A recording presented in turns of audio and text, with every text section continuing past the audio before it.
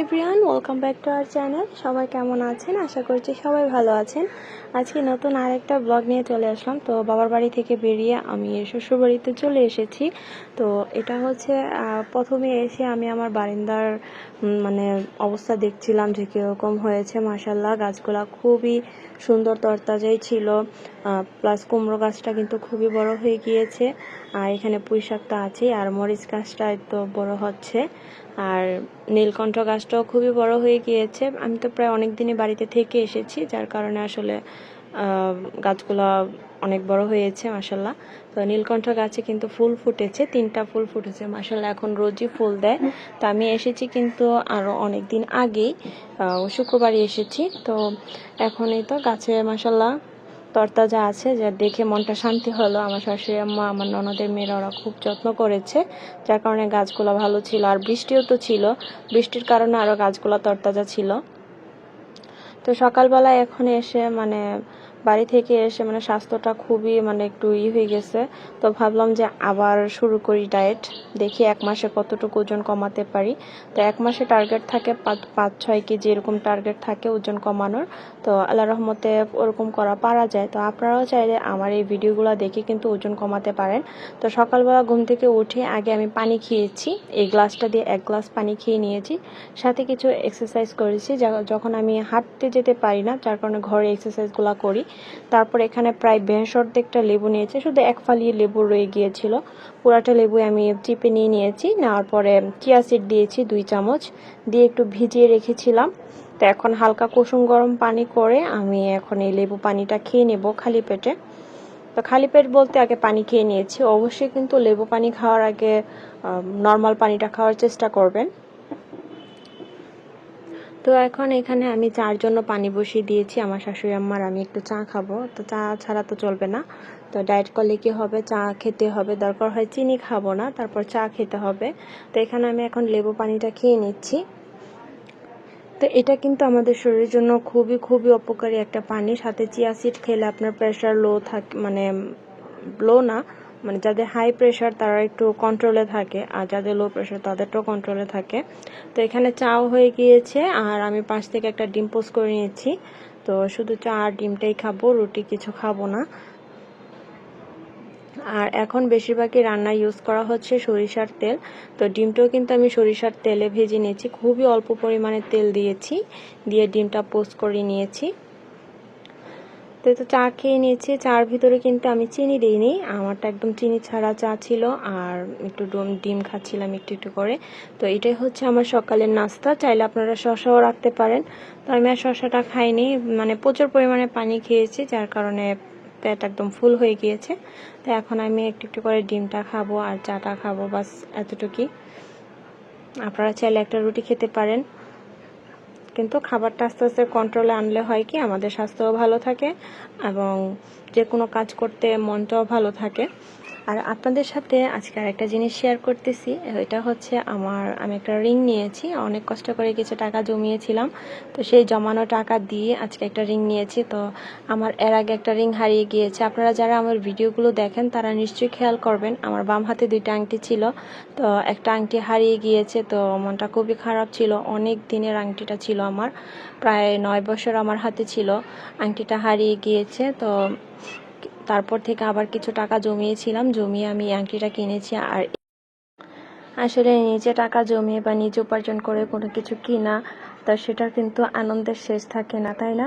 তো সেই অনুভূতিটাই তখন আমার হচ্ছিল যে কিছু টাকা জমিয়ে আমি একটা আংটি কিনেছি, এর আগে একটা ব্রেসলেট নিয়েছিলাম। আপনারা যারা আমার ভিডিও দেখেন তারা কিন্তু অবশ্যই জানেন আমি কেক নিয়ে কাজ করছি। তো ওইখান থেকেই আস্তে আস্তে কিছু টাকা জমিয়ে এই রিংটা নিয়েছি। আংটিটা ছোটোর ভিতরে খুবই ভালো ছিল, আমি অনেক দিন আগে আংটিটা চয়েস করে রেখে এসেছিলাম যে নিব এক সময়। তো এখন যাক, আংটিটা ঘুরে ফিরে আমার কাছে এসেছে। তো ছোট হলেও জিনিসটা খুবই কিউট ছিল। তো সংসারের পাশাপাশি, বাচ্চা সামলানোর পাশাপাশি একটু কেকের বিজনেস করছি। তো এখন আবার ওরকম নেই বললেই চলে, কোনো মতে আর কি চলতেছে। তো দোয়া করবেন সবাই যেন সামনে আরও ভালো কিছু করতে পারি। এখন দুপুরে রান্নাবান্নার জন্য চলে আসলাম। এখানে তেলাপিয়া মাছ ভাজি করতেছি, সাথে ছিল একটা ছোট রুই মাছের মাছ ছিল। তো এখন মাছগুলা ভেজে তারপর আমি তরকারিটা বসিয়ে দিব। তো বললামই তো এখন বেশিরভাগই সরিষার তেল রান্না করা হচ্ছে, কারণ আমাদের ঘরের সবাই এখন স্বাস্থ্য সচেতন হয়ে গিয়েছি। তো দেখি কয়দিন কন্টিনিউ করতে পারি। তো আজকে লাউ রান্না করব মাছ দিয়ে। তো এখানে এক চুলায় আমি মাছ ভাজা বসিয়ে দিয়েছি, আর এই চুলার ভিতরে আমি লাউর জন্য যেই পেঁয়াজ মশলা কষাবো তার জন্য আরেকটা পাতিল নিয়ে নিয়েছি। তো প্রথমে আমি এখানে সরিষার তেল এবং পেঁয়াজ দিয়ে দিলাম। দেওয়ার পরে পেঁয়াজটা একটু লাল হওয়ার পর একটু পানি দিয়েছি। এখন আমি যে বাকি বাটা মশলাগুলো আছে এগুলো দিয়ে দিব। তো আমার ব্লগগুলো আপনাদের কাছে কেমন লাগে অবশ্যই কিন্তু কমেন্ট করে জানাতে ভুলবেন না।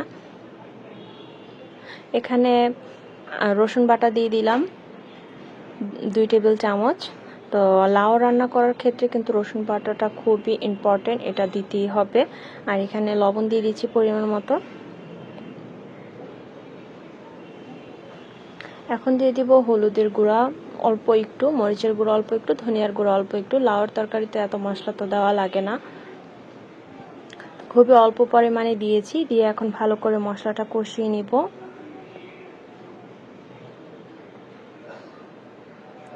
তো এই তো মশলাটা প্রায় কষানো হয়ে গিয়েছে, এখন আমি লাউগুলা দিয়ে দিব। তো আমরা যারা ডায়েট করতেছি তাদের জন্য কিন্তু লাউ পেঁপে খুবই ভালো। যত বেশি পরিমাণে লাউ খাওয়া যেতে পারে, পেঁপে খাওয়া যেতে পারে, ততই কিন্তু ভালো।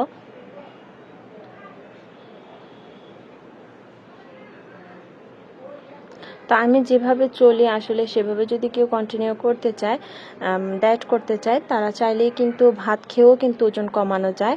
তো যার ভাত না খেয়ে আমরা যে ওজনটা প্রথমে কমিয়ে থাকি, পরে কিন্তু যদি ভাত খাই তাহলে কিন্তু ওজনটা অনেক পরিমাণে বেড়ে যায়। তার নিজে প্রমাণ আমি, কারণ আমি প্রথমে কিটো ডায়েট করেছিলাম, প্রায় অনেক স্বাস্থ্য শুকিয়ে ফেলেছি। পরে যখন আস্তে আস্তে আপনার ভাই আসলো, বাড়িতে বিয়ে শাদী হলো, তারপর খাবার একটু আনকন্ট্রোল হয়ে গিয়েছে, ভাত খাওয়া ধরে ফেলেছি, আমার কিন্তু একদম ওভার সাইজ হয়ে গিয়েছিলাম। তো এখন আবার সেই ডায়েটটা করতেছি অল্প পরিমাণে ভাত রেখে। তো এখন লাউটা বসিয়ে দিয়ে আমার এখানে চুলের জন্য একটু তিসি ভিজিয়ে গরম করে নিচ্ছি। তিসির পানিটা কিন্তু চুলের জন্য খুবই উপকারী। তো এই তিসিটা আমি ভালো করে জাল দিয়ে এটার পানিটা ছেঁকে তারপর ঠান্ডা করে আমি চুলে দিব, গোড়ায় দিব না, চুলের আগায় এরকম দিব আর কি। এতে কিন্তু চুলগুলা খুবই হেলদি থাকে, আপনারা বাসায় ট্রাই করে দেখতে পারেন। আর এদিকে লাউ রান্নাটাও হচ্ছে। তো তিসিটা খুবই উপকারী চুলের জন্য। আর এখানে মাছগুলা ভাজা হয়ে গিয়েছিল, এখন মাছগুলা দিয়ে দিচ্ছি, সাথে কাঁচামরিচগুলোও দিয়ে দিব।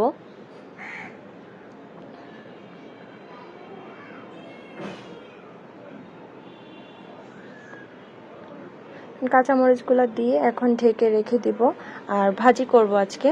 তো এখানে লাউ রান্না হয়ে গিয়েছে, আর এই তো ভাজিটাও বসিয়ে দিয়েছি। এগুলো আর আপনাদের সাথে শেয়ার করিনি, কারণ আমার ছেলে মাদ্রাসা থেকে চলে এসেছে, ওকে একটু দেখা লাগতো, তো ভিডিও করব না এগুলা করব, তার কারণে ভাজিটা অফ ক্যামেরাতে বসিয়ে দিয়েছিলাম। লাউর ছোলকা প্লাস আলু দিয়ে ভাজিটা কিন্তু খুবই মজা লাগে। তো যারা খেয়েছেন তারা তো অবশ্যই জানেন।